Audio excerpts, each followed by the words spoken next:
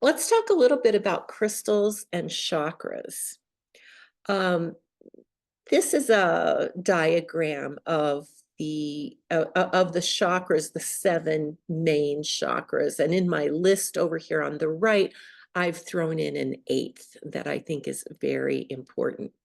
Everybody has seven main chakras, but we also have hundreds of others. But we focus on these seven primary ones the most. Each chakra corresponds to a color. So a basic approach to crystals, and it gets much more involved, but a basic approach is to think of the color of the stone you're working with as corresponding to a chakra and whatever color it is. So for instance, the root chakra, which is down here at the bottom, um, that's corresponds with red. And we also use black stones there. Sacral chakra is one step up and it is orange. That's where our creativity is. The root chakra is kind of about self-preservation, grounding, protection, um, uh, kind of passion. Sacral chakra, all about creativity, also passion. Um, Solar plexus, that's a golden yellow light. And that is where our self-confidence, our self-esteem lives. And these are very abbreviated descriptions. But so you think of your yellow stones for that, the sacral chakra, oh, carnelian, vanadinite, but your solar plexus would be things like yellow calcite, amber, citrine. The heart chakra is green. We also associate pink with the heart, but if you think about your green stones, many of those are heart chakra stones. The next main chakra is the throat, and it's a lighter blue. I want to talk, though, about the high heart chakra, which lives between the throat and the heart. It is also sometimes called the thymal chakra.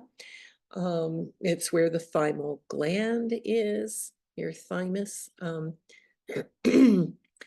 The high heart chakra connects the throat and the heart.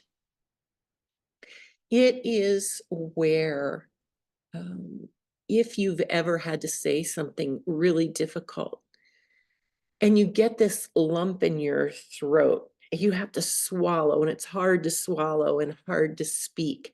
That is your high heart chakra engaging. It's engaging your speech to your heart. And that's something really important to nurture because that chakra, it works hard. It works hard. And so I like pink stones there for the high heart chakra. Let's move up to the third eye chakra, or the brow, that's kind of on your forehead, like between your eyebrows and up about an inch is your third eye. And that's where your deep blue and indigo stones come into play. For instance, lapis lazuli is a really good one. The crown chakra, that's at the top of your head, and that is violet. So purpley, violety colors, also clear and white stones. I will say that there are two other chakras to mention, and one is the chakra down below the root that grounds us to the earth, and then the one above our heads, the soul star chakra, that connects us to the higher realms. So when you're choosing stones, when you're just starting out and you are choosing stones to work with, choose stones that correspond to the color of those chakras. Get familiar with the stones that you already own. Pull them all together, see what you have, know what their meanings are. And when you are trying to learn the meanings of stones, use trusted sources. There are all kinds of things on the internet. It does not mean they are accurate.